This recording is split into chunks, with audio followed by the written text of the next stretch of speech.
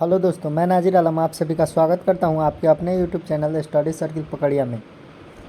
आज हम लोग देखेंगे ज्योग्राफी से आपदा प्रबंधन, वीवीआई सब्जेक्टिव क्वेश्चन आंसर देखेंगे आपदा प्रबंधन से।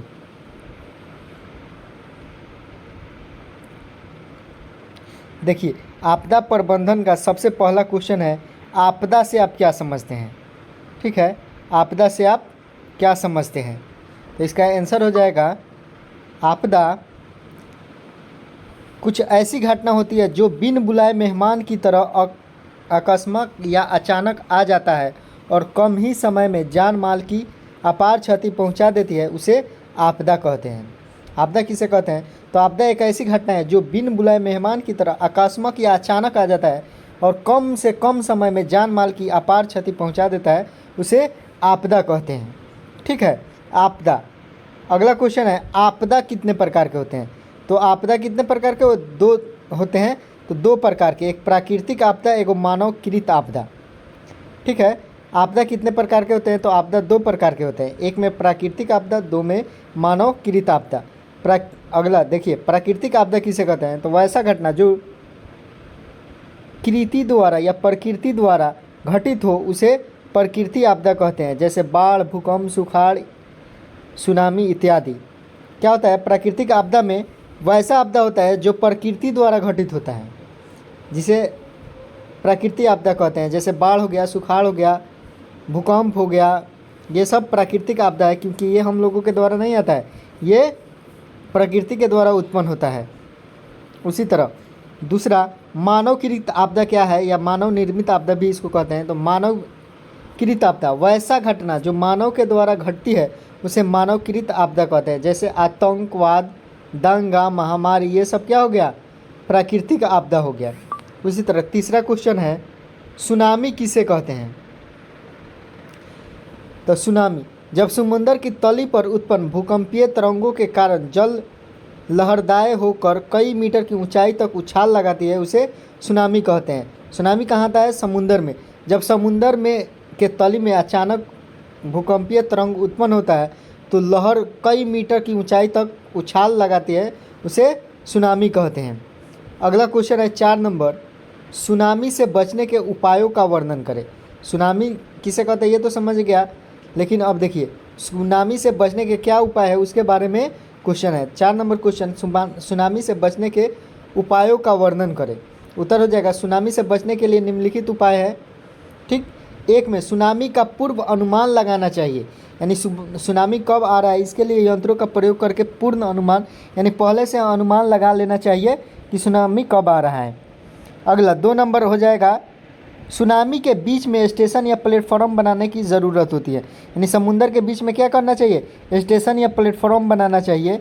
स्टेशन होता है जहाँ कुछ मशीनें लगा दी जाती है बीच में, जिससे पता चलता है कि समुद्र में लहर उठने वाली है या लहर की रफ्तार पता चलता है। इससे पता चल जाएगा कि सुनामी कितने देर में समुद्र के किनारे तक पहुंच जाएगा। ठीक, तो समुद्र के बीच में स्टेशन या प्लेटफॉर्म बनवाने की ज़रूरत है। तीसरा हो जाएगा, सुनामी आने पर वहां के लोगों को पहले ही हटा देना चाहिए। जब पता चल जाए, पूर्ण अनुमान लग जाए कि सुनामी आ रहा है, तो उसे पहले क्या करना चाहिए? लोगों को समुद्र के किनारे से हटा देना चाहिए। चौथा, सुनामी आने की खबर रेडियो, समाचार पत्र, दूरदर्शन से जानकारी देना चाहिए। क्या करना चाहिए? सुनामी आने से पहले रेडियो, समाचार पत्र, दूरदर्शन, इसके द्वारा आम पब्लिक तक पहुंचा देना चाहिए कि सुनामी इतना देर में आ रहा है। ठीक, अगला क्वेश्चन, भूकंप किसे कहते हैं। भूकंप किसे कहते हैं? तो हो जाएगा आंसर, पृथ्वी की कंपन की क्रिया को भूकंप कहते हैं। पृथ्वी के आंतरिक क्रिया में अचानक हलचल उत्पन्न हो जाती है, जिसे पृथ्वी में कंपन होने लगता है, उसे क्या कहेंगे? भूकंप कहेंगे। तो क्वेश्चन का आंसर हो जाएगा, पृथ्वी के कंपन की क्रिया को भूकंप कहते हैं। अगला, भूकंप से बचने के उपायों का वर्णन करें। 6 नंबर क्वेश्चन है, भूकंप से बचने का उपायों का वर्णन करें। भूकंप आंसर हो जाएगा, भूकंप से बचने के निम्नलिखित उपाय है। एक में, जब भूकंप आए तब घर छोड़कर मैदान में भाग जाना चाहिए। ठीक है, क्या करना चाहिए कि भूकंप के समय घरों को छोड़कर मैदान, अगर खुली जगह मिल जाए वहाँ पे भाग जाना चाहिए। दूसरा हो जाएगा, अगर घर की खिड़की में कांच लगा हो तो उसके पास नहीं जाना चाहिए। घर के खिड़की के पास नहीं जाना चाहिए, कांच क्योंकि भूकंप के समय कांच टूट जाएगा तो कांच से भी हानि हो सकता है। अगला 3 नंबर हो जाएगा, अगर आप घर से बाहर नहीं निकल पाते हैं तब चौकी या पलंग के नीचे पेटकुनिए लेट जाना चाहिए। अगर आप घर से बाहर नहीं निकल पा रहे हैं तो क्या करना चाहिए, कोने पे चौकी या पलंग के नीचे लेट जाना चाहिए। अगला 4 नंबर, जब भूकंप आए तब पेड़ के आसपास नहीं जाना चाहिए।